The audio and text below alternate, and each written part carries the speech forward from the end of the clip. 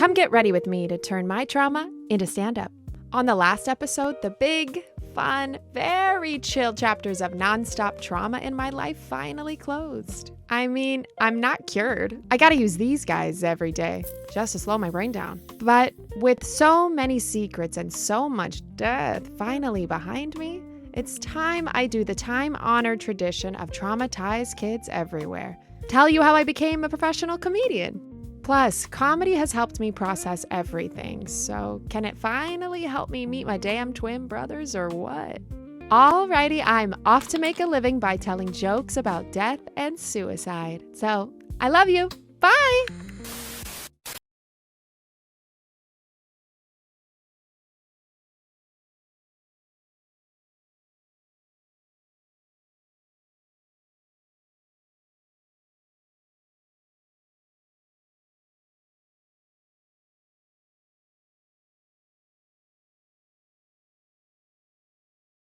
In this episode, we swear about the usual amount, and of course, there's some death in there too, but it's also honest and very real.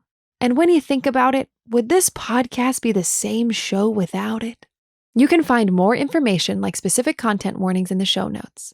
By the way, if you have a story of family secrets or darkly funny drama that you want to share, we want to hear it. Email us at everybodyknowspod@gmail.com. We'll keep you completely anonymous if you want, and only publicize details you feel comfortable sharing with the world. Everybody Knows But Me is brought to you by the Tony the Tiger Legal Defense Fund and Corn. From gas to drywall to gummy bears, you better believe we make everything out of that shit. Our show is recorded in front of a live studio audience. Give me a Vikings funeral and the MGM Grand Lazy River, you cowards! All right, that's been my time. Give it up for your host and all the comics you saw tonight. Thanks to the Chortle Hut for having me. You can hardly tell that it definitely used to be a Pizza Hut. Maybe more comedy clubs should have bright red trapezoidal roofs. Anyway, thanks for supporting live comedy.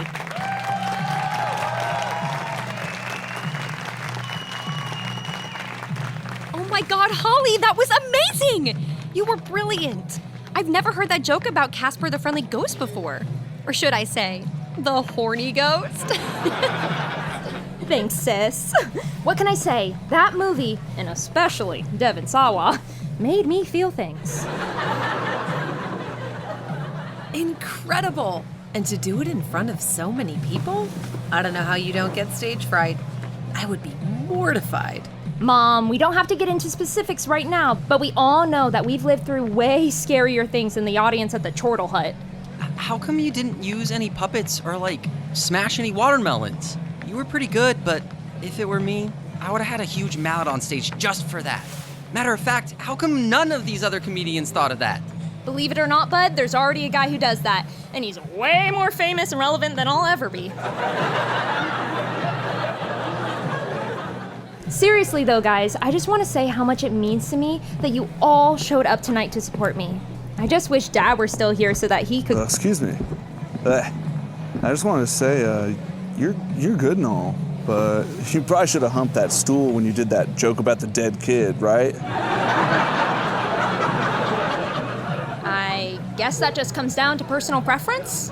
Yeah, normally I'd say women aren't funny, but hey, maybe we could, write together. A lot of my coworkers tell me I should do stand-up. Oh, do guys normally act this sleazy to you in front of their girlfriends? Or do they usually wait until they're in the bathroom? Believe it or not, both! I think it's actually pretty generous of my boyfriend to offer you help. He's literally so funny, and it seems like you could really use it. What an exceptionally rude thing to say to someone you paid money to come see. Well, I don't know how they pick their headliners here at the Chortle Hut, but personally, I like comedy that's actually jokes, not weird stories about death and how hard it was to grow up poor or whatever. And so what, right? Life's hard. Get over it. I mean, Probably wasn't even really as bad as she's trying to make it seem. Not that bad? Don't worry, guys. I got this. Folks, I'm sorry you didn't enjoy yourselves. Can I ask what kind of comedy you do normally like? I don't know, like stuff about dating, crowd work, maybe watermelons getting smashed with a big mallet. See? Dude, I love like edgy stuff, like roast battles where people say f***ed up stuff about race. Dude, it's a comic's job to push the envelope. I mean, that's the beauty of comedy. There's something for everybody. Maybe sharing the dark parts of my life is too much for some people. Obviously, empathy is something some people have less of than others. You don't know my life, Skid Row Barbie, and I'm literally an empath. But babe, we both grew up in Bel Air. In high school, you used to have your chauffeur sit out in the parking lot with the AC on and your dad's Bentley running all day so your Pomeranian wouldn't overheat. I know that I've been through a lot, and it might make it harder for some to relate, especially for people who lived really different lives. But if making jokes about very real things I've struggled with helps even one person get through whatever messed up thing they're going through, even the slightest bit, I think I did pretty damn well at my job.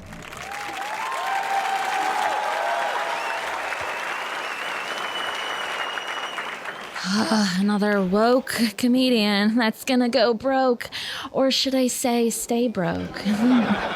Great stuff tonight, as always, Holly.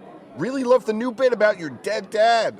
Mine died about 6 months ago, and this is the first time I've cried from laughing since then.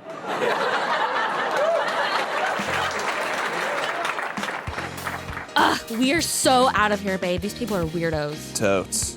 Oh, by the way, Holly, I will be stalking you on Instagram now, but I won't ever like, share, or write a positive comment on anything you ever post. Wow, honey, you handled those jerks perfectly. I'm so proud. Yeah, Hall. By the way, have you thought about a catchphrase? Like, got her did, or bazinga? Sure, Carson, I'll get right on that.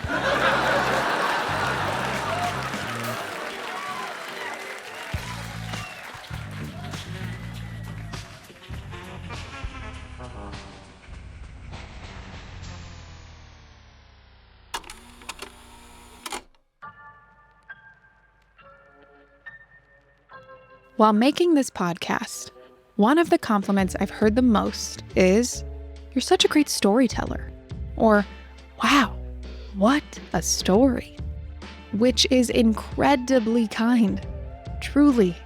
For a girl who grew up with very little encouragement from anyone around her and a constant fear that nothing would ever get better, every compliment still makes me feel a little like Wayne and Garth. We're not worthy! We're not worthy! But to tell you the truth, something about the word story keeps catching in my throat. And honestly, this whole time I've been struggling to choke it down. I couldn't put my finger on why until I brought it up in therapy, where my therapist hit me with one of those observations that instantly reminds you why you're paying them in the first place. You might remember in my very chill, very calm rock bottom episode that one of my biggest fears growing up wasn't just that nobody would help me. It was that nobody would believe me. Specifically, me. That if I told people what was happening in my house, I'd be dismissed as dramatic, attention-seeking, exaggerating, or worse, making the whole thing up. My mom planted that seed early, and every increasingly ridiculous thing that happened after kept watering it. Even now, if somebody else pitched this story to me, I'd probably think, maybe cool it with all the jaw-dropping plot twists. But that fear, that people wouldn't believe me, has followed me around everywhere. I remember it showing up outside my house, too. When I was a teenager, I went to a comedy show where they asked for an audience volunteer with a crazy story. Naturally, I shot my hand into the air because gestures broadly. Have you met this podcast? And I got picked. The headline I said that did it was, I was banned from Canada for 4 years. Which, to be fair, is an absolutely killer headline. But suddenly I was on stage with comedians I genuinely admired, like Paul Scheer and Rob Hubel. And they were asking questions so they could improvise from the details of my story. And sitting there, I didn't know something then that I'd eventually learn over and over again through my own experiences as a comedian. The funny version and the literal version of a story are not the same thing. But the emotional truth underneath it needs to be. The literal version of my story wasn't just this salacious headline. It was about fear and a desperate desire to get out of my situation. About being 14 years old and running away so far from home that another country had to intervene. Now you might be thinking, Holly, you ran away to Canada? You've told us about your whole life. Are we gonna get this story or what? Well, I am all about honesty, folks, but the Canada story remains under lock and key for now. A girl's gotta have some mystery. Zoinks! That truth wasn't ready for a comedy show yet, so I pivoted. Pivot! I told the funny version and kept the saddest parts to myself. After the show, while everyone was filing out, I overheard somebody behind me say, I don't know why that girl just lied to get on stage. And it crushed me, because I didn't lie. But I couldn't tell the truth either. The truth was too complicated, too painful, too unbelievable. So instead, I told a story. And I think that's why that word still gets stuck in my throat. So when people say, wow, what a story, some small part of my brain still wants to raise its hand and say, just to be clear, this isn't a story, this really happened. And that's the strange tightrope of making a show like this. How do you ask people to trust you with something deeply personal, while also admitting you're still scared to be honest about it yourself? How do you guide people through a story when you're also one of the people most hurt by it? I've spent years trying to answer those questions through comedy. How do I tell the whole story, make it funny, and stay honest? And over the years, I've learned that being a good comedian isn't about avoiding pain. It's about getting the audience to trust you enough that you can laugh through it. I've tried to model much of my stand-up career after exactly that, joking about my dead dad's sex list, my grief, my time in a mental hospital. But there was one subject I never, ever touched. My half-brothers. And deep down, I knew if it was the one thing I couldn't joke about, it was probably the one thing I wasn't ready to face. My brother's sister and I had always said we'd meet them together when the time was right. The problem was that for my brother, the right time had already come. For my sister, I knew she was patiently waiting for me. And I was waiting for a magical sitcom moment where everything suddenly made sense, nobody got hurt, and a swell of music carried us off into the sunset. But as the saying goes, there's no time like the present. And by present, I mean making a podcast several years later. From Next Chapter Podcasts and Companion Arts, this is Everybody Knows But Me, Episode 7, the one where I find the punchline.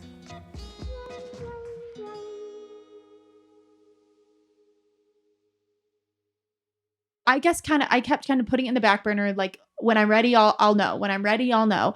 And it unfortunately took my mom dying for me to feel ready, because I think it unburdened me.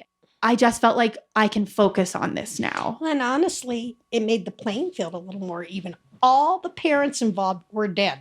Now we get to control our story. You get to control it yourself. Yeah. Your mom's dead, dead, your dad's dead. Yeah. Weird. Crazy. In a way. And I think that too also was like so shocking when finding out that their mom died pretty closely to ours, right? Mm-hmm. Of cancer. Uh-huh. And it was just like, okay, I can't ignore this anymore. We are connected, whether by blood and now trauma and these weird circumstances. And so I finally felt like I want to tackle this. I want to figure out how to get comfortable to meet them. And that's why I'm so grateful to this project, because I think it allowed me to go, oh, like this makes sense. I'm an artist and this is how I process things. And I can dig into this in a way that feels like the most me way, you know? Whoa. Pump the brakes, Hall. Did you really just drop that information on us this early? Normally, you let us at least settle into the episode before dropping a bomb that sounds like it got rejected from a soap opera for being too unrealistic.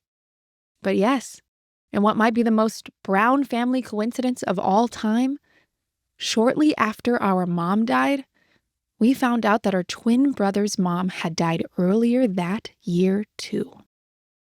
And things started to change. After hearing that, my heart just broke. I wondered how they were doing, how they were surviving, how they had made sense of losing their mom, a dad they never had, and how they carried that grief. This thing I'd spent years avoiding now felt impossible to ignore. Now we're connected by blood and the incredibly unique experience of losing both of your parents before you ever expect that sort of tragedy to happen. And for the first time in my life, I was free to make the decision to meet them entirely on my own terms. There was no one left to protect from the fallout or whose reaction I had to manage. There was nothing else I could point to and say, this is why I'm not ready yet. I knew I had to stop running. I couldn't stop thinking about them, and yet I was so terrified. For most of my life, when I thought about my brothers, I thought about fear. Fear they'd hate me for waiting so long, scared it would somehow change the relationship between me, my brother, and my sister after we'd fought so hard to build the family we had. After all, life, up until that point, had primed me to constantly fear what else was waiting around the corner. The worst thing that could happen always did. Fool me 7 times, shame on you. Fool me 8 or more times, shame on me. But mostly, I was terrified of walking into a world where the story of Mark Brown looked completely different than the one I grew up with. Because I knew I couldn't just show up and pretend that our dad was some picture-perfect guy who just happened to have a complicated family tree. I couldn't do the whole, well, at least you had a dad thing. And I get it. I do. But I'd also heard versions of that my entire life from family members who didn't know that I'd spent far more time fearing my father and watching him slowly die in hospitals than I did having anything that resembled a normal father-daughter relationship. That was the part that always felt impossible. Telling them the truth. Bursting a bubble they didn't even know existed. We had spent our entire lives trapped inside secrets. The secrets we kept from other people, the secrets my parents kept from us, and the giant orchestrated family secrets sitting right in the middle of all of it. They deserved the chance to know everything in a way we never got to. And I knew I deserved the chance to finally tell the truth, the whole story. So, let's do this the only way I know how and the only way that ever felt right. Let's turn this incredibly f***ed up life into a giant, darkly funny piece of art that younger, wannabe comedian Holly would have been obsessed with. And maybe, if we're lucky, let's find out whether telling this story can finally make me a little less scared to meet them. There were so many things that you could do that I couldn't, like your creativity, your artistry, your like expressiveness in all the forms of, and artistic, like poetry and how you drew in all of those wickets that I always thought like, oh, Holly got like all of that part of dad and I mom. was gonna say mom. I guess I forget sometimes about moms. Yeah. But I just think like, oh, Holly got like all those parts. And it wasn't like I wanted it. I was just thought like, oh, I think I got different parts. Like, I just always thought it was like different and equal in that way, and in intelligence. Like, I just was like, oh, I got the parts that are like good at remembering dates and make me good at tests, which is very helpful in school. But you got the parts that were like, could leave a mark that lasted, you know? No, I don't know. I don't know. No, because I feel like, no way. You see me rejecting any of this? No! Stop complimenting me! I think you had so many talents that people didn't see that I saw. I've loved comedy for as long as I can remember. My dad was a songwriter, a serious actor, someone who always led with his heart over his brain. We also know that he was a total character, so it's no surprise that all of my siblings inherited great taste and one hell of a sense of humor. But my relationship with art always felt very different than theirs, and a lot more like his. At a very young age, I started writing poetry to get my feelings out of my head. I painted, did theater, but the thing I love most of all, the thing that I consumed more than anything else, was comedy. Before I knew what the words ambiguously gay even meant, I was 6 years old, sitting cross-legged on my living room floor, fighting with everything I had to stay awake until the end of Saturday Night Live to catch that costumed duo's theme song. Sometimes the best thing to do is to not think and just put it in. My dad's entire career revolved around comedy. During the school year, he worked on sitcoms, and during the summer hiatus, he'd bounce over to SNL films like Night at the Roxbury or The Ladies' Man. Now listen, all you men here with wives or girlfriends or sisters or mothers, yes, I did sex them up a little bit. So when things got dark in our house, it made perfect sense that the place I escaped to was comedy. I almost solely watched comedy movies, anything Mel Brooks. What is it that you do here? Merchandising. Or with Bill Murray in it. Is this true? Yes, it's true. This man has no dick. Or my SNL faves like Superstar. Sometimes when I get nervous, I stick my fingers under my arms and I smell them like that. When I was barely 14, shortly after life decided to crank the trauma dial up to about 12,000, I heard a new comedy theater was opening in Los Angeles. And it wasn't just any comedy theater either. It was the Upright Citizens Brigade, an alt comedy haven built by some of my heroes. They had shows like ASCAT, a long-form improv show with a guest monologist that's still running today, where I'd watch the original members of UCB perform, occasionally catch Amy Poehler on stage, and the best part of all for a poor girl from a broken family, the Sunday shows were free. So every weekend, with my sister in tow, we'd get there hours before showtime and sit on the curb in the blistering Los Angeles heat just to make sure we'd get in and get good seats. Every single weekend. Time out. I just have to say, that's one of the things that made growing up in Los Angeles feel so magical. Even when your life is completely falling apart, sometimes you can still spend your Sunday watching your idols. Some of the funniest people in the world perform 10 feet away from you. There was always something incredible and free to do in LA. Even for school. You got extra credit for going to the Dia de los Muertos festival at the Hollywood Forever Cemetery. Oh no, Miss Bonilla, please, no, don't make me do this incredibly cool thing I could only do in LA. Everywhere in LA takes 20 minutes.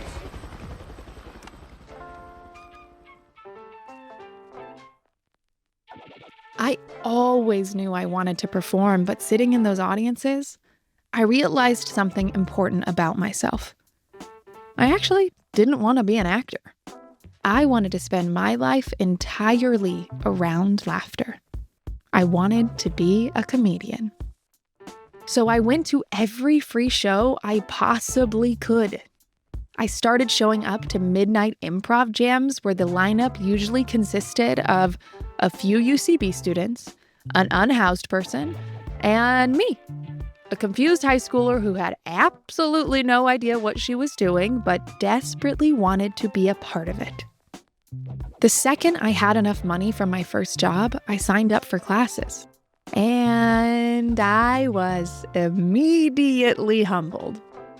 My much older classmates would walk into scenes saying things like, "Excuse me, sommelier, what wine would you recommend?" While my underage ass sat there wondering what the friggin' hell a sommelier was. I am not drinking any fucking Merlot! But I was determined, and a few years later, I completed the whole program, moved right over into sketch at Second City, and spent years building a life where every free second I had away from home revolved around comedy. And I loved it. I was pretty good at it, but I wasn't great. I felt off. It just never felt quite the way I'd imagined.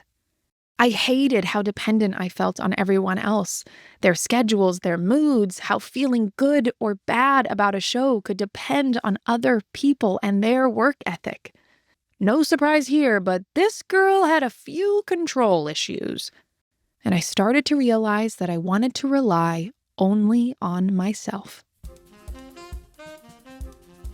So when I decided on a whim to try out a different form of comedy at 24 and head to an open mic at an oyster-themed dive bar off Ventura Boulevard, I didn't think much of it, really. As much as I loved all forms of comedy, stand-up felt like it was still reserved for angry, disheveled men in gross stained white t-shirts and unearned egos bigger than I'd ever be able to muster. What's the deal with lampshades? Yeah. I mean, if it's a lamp, why do you want shade?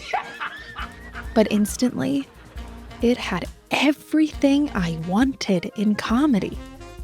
My intense love of comedy and my desperate desire to control something for myself finally collided, and a new obsession was born.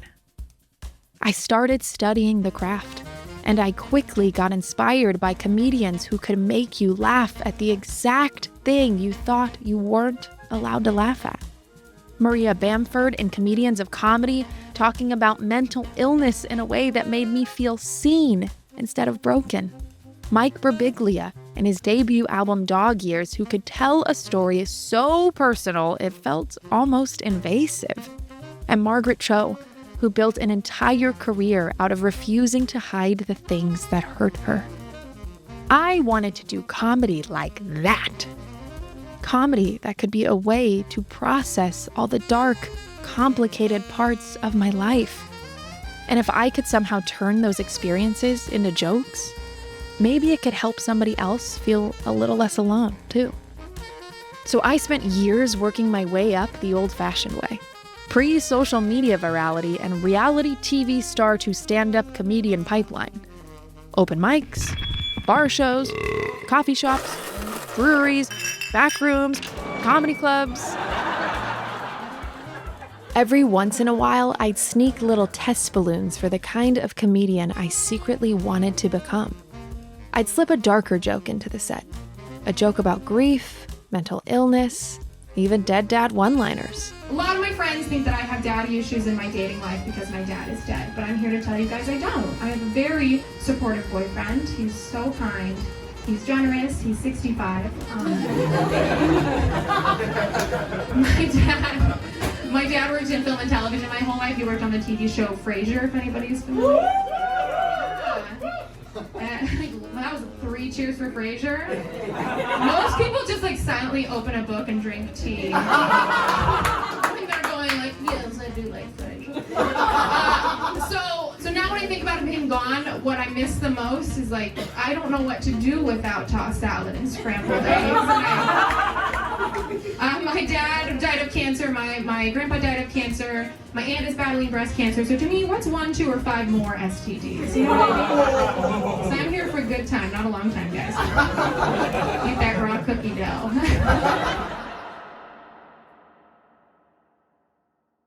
Comedy was going really well. I was getting booked. I loved it.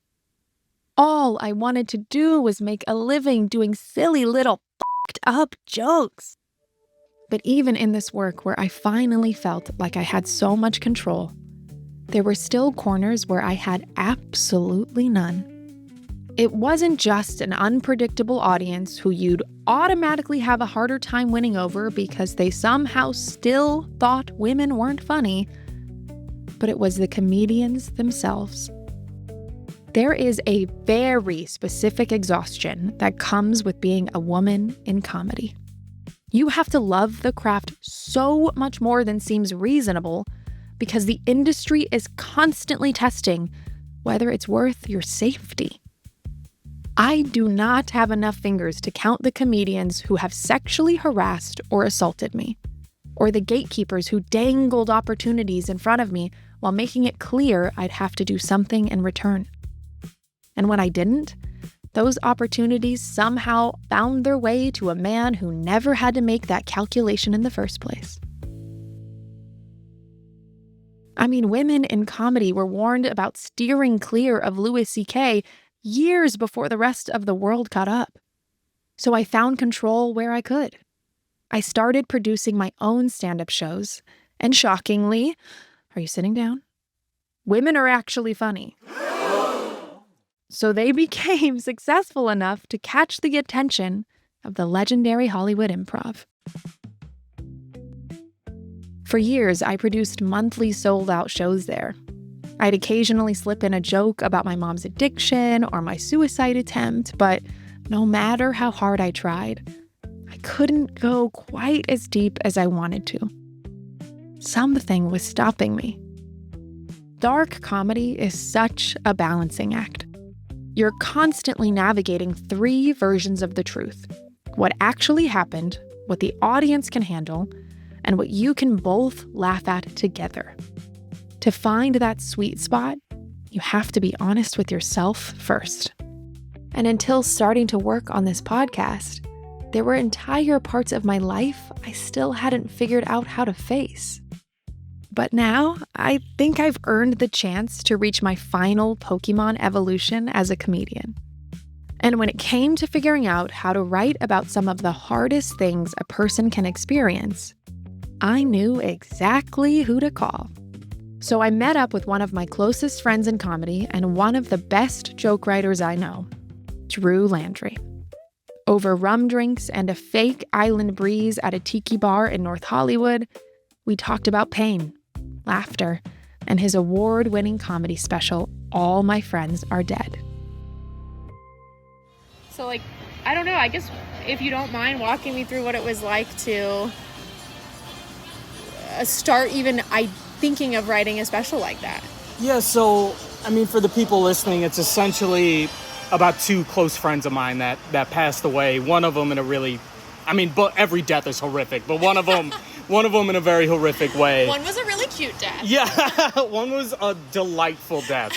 You would have loved it. But, so when my best friend, Ellie, passed in 2021, I was doing a lot of jokes about it, not aiming to create a body of work that revolves around it and not aiming to turn comedy into therapy, just because you know this, you write jokes about what you're thinking about. So if your best friend just died, you're not gonna write jokes about Tinder. That's not what your mind is on. So it got to a point where I had 15 to 20 minutes of material about Ellie and about her brother who passed, Tucker.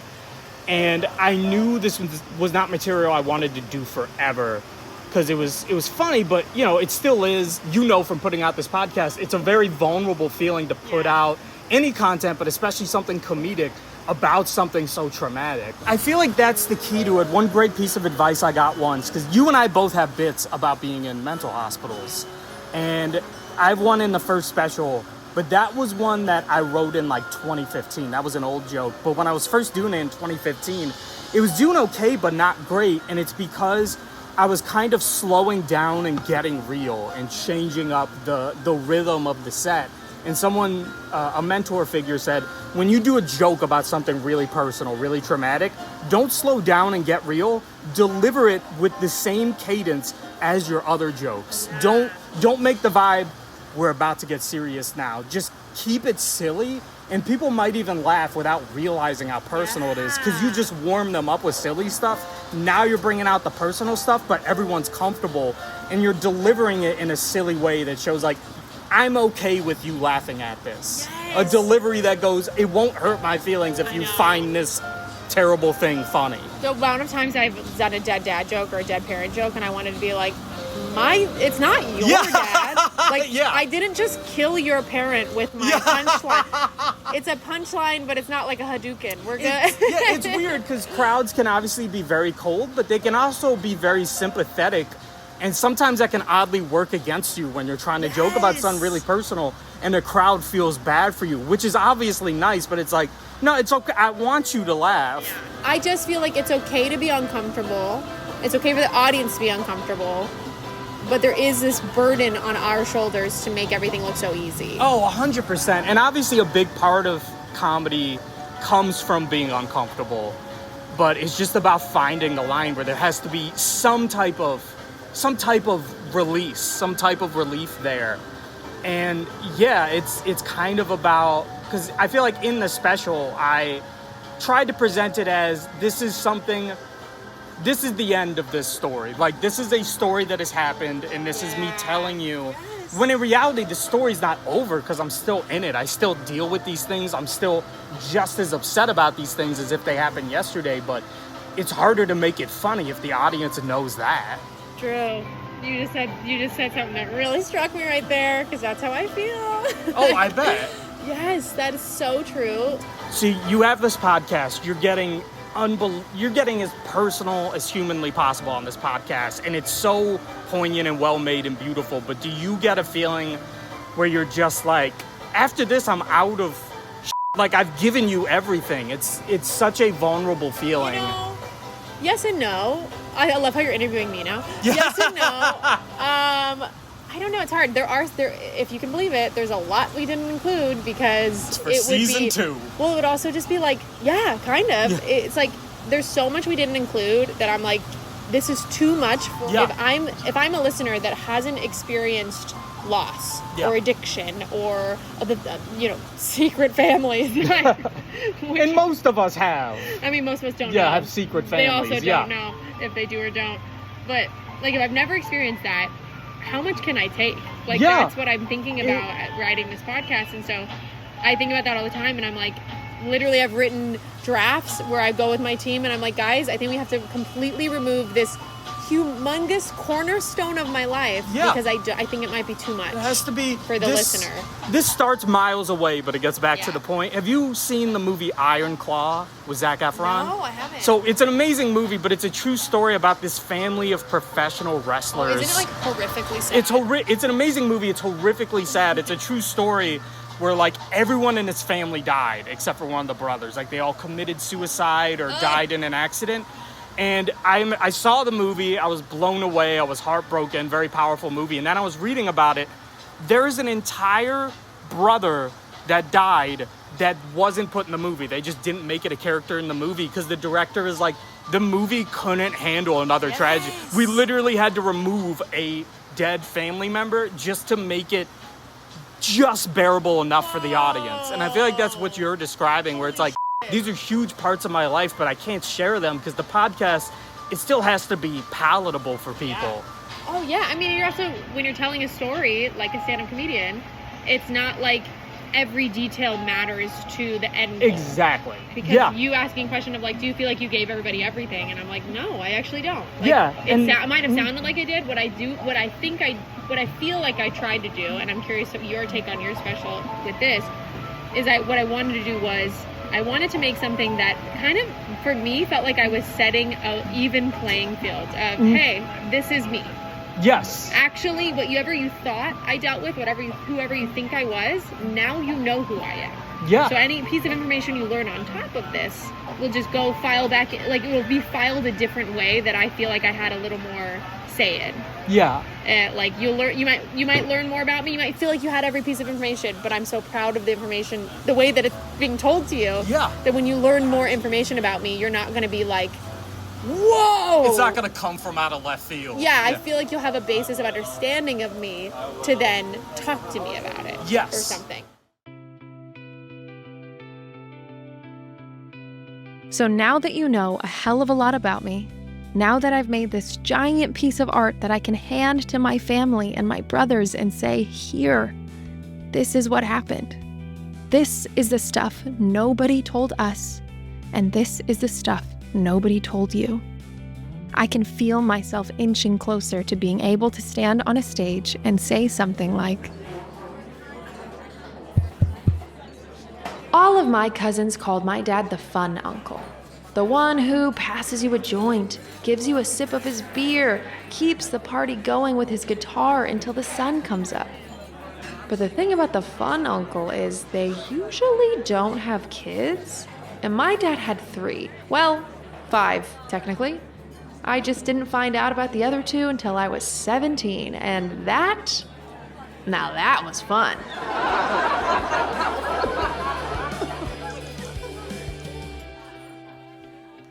I finally feel ready to joke about all of it. But art imitates life, and if I want to make jokes about my brothers, I sure as hell need to meet them first. So while making this podcast, I started taking some of those baby steps I'd been avoiding for years, looking at their social media profiles, asking my family questions I'd never asked before, learning where they came from, what they were like, what they were doing now. And listen, Mark Zuckerberg was not exactly subtle about this even before I was ready. Every time I logged onto Facebook, his little algorithm would be sitting there like, hey, you know who you might know? Oh, your suggested friends? Your twin brothers! And the more I learned about them, the more I realized there were still parts of this story I haven't told you yet. Remember what Drew said about leaving out certain things because they might sound too unbelievable to be true? Like, if I included every detail, you'd accuse me of hiring writers. Well, ready for another one? And I even thought of another one. Please. Uh-oh. You know my dad worked on sitcoms.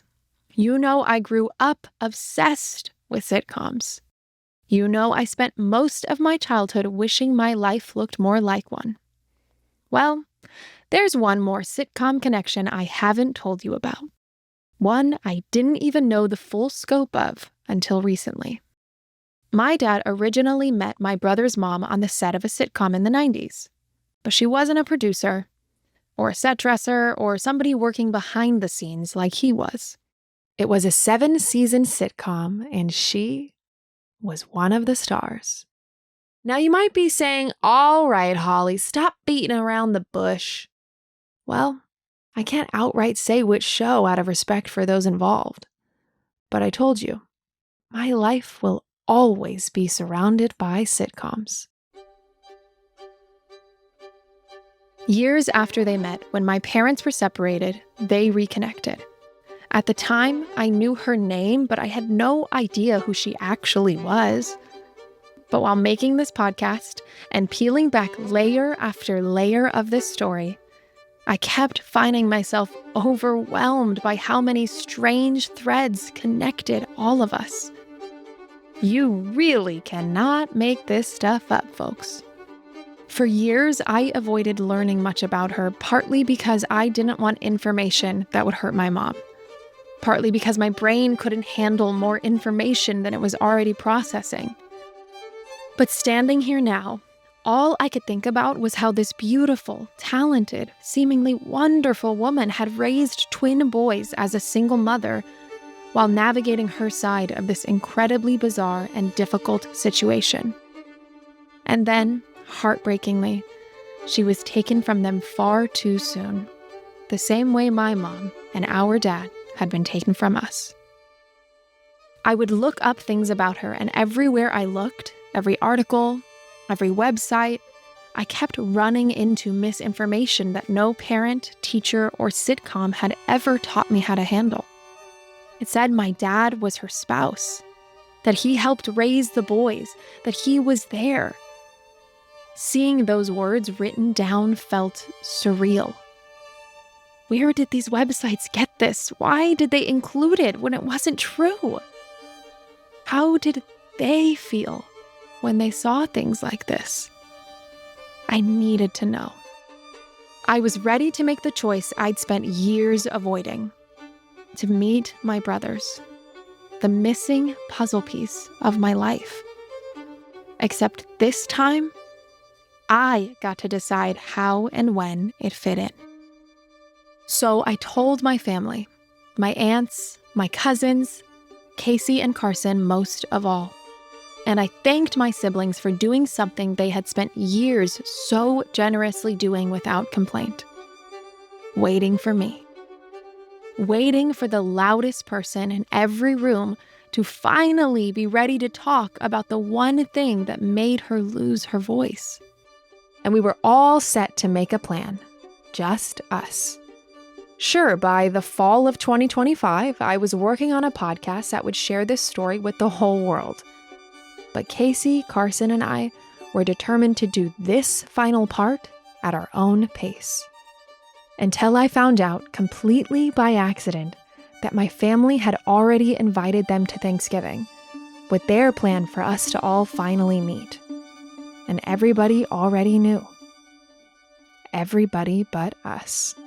I'm feeling like, I think my gut is telling me I'm feeling pushed into something that I really just wanted to feel like some ownership over. Yeah, I know. And that just feels so shitty, but I totally understand what you're saying. Like, we're now put in this position, what do we do?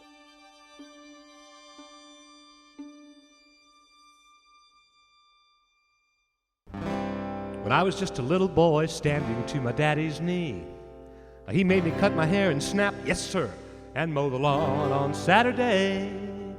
And I learned to pick a guitar, doing time for doing wrong. So to thank that lousy son of a bitch, I'm gonna write him a country song. This one's for you, Charlie Brown. Everybody Knows But Me is a production of Companion Arts and Next Chapter Podcasts. This episode was written by me, Holly Brown. The cold open scene you heard at the beginning is a fictionalized version of very real moments from my life, scripted by our lead producer, Pete Musto. It featured Kacey Rose as me, Maddie Wurth as my sister Kacey, Valerie Tosi playing my mom, Garret Weskamp as my brother Carson, Andrew Hall as the male audience member, Katie Hedenbach as the female audience member, Yoki Danoff as the random fan, and Pete Musto as our show's announcer. Sound design for that scene was by Earl Davis. Editing, sound design, and music supervision for the rest of the episode was by Kyle Murdock, who also composed our original theme music. Our associate producer is Ilana Nevins. Our show artwork was created by Aaron Hill. Our video producer is Emily Reeves. Our videographer is Dalton Polivka. Our animator is Justin Cortese. Our marketing team is TINK Media. Our executive producers are Jeremiah Tittle and also me, Holly Brown. New episodes of Everybody Knows But Me come out every Wednesday. Follow the show on Apple Podcasts, Spotify, youtube.com/@everybodyknowspodcast, or wherever you get great content like ours. Do you have a story of family secrets or darkly funny drama that you want to share? We want to hear it! Email us at everybodyknowspod@gmail.com. And make sure you leave us a rating, review, or drop a comment telling us what you like about the show. Follow me at Holly Brown Comedy and the show on all social media at Everybody Knows But Me. And come back next week to find out what crazy hijinks the Brown family is in for and hear more of the stories we tell ourselves to survive. I say I love you, this old guitar of mine.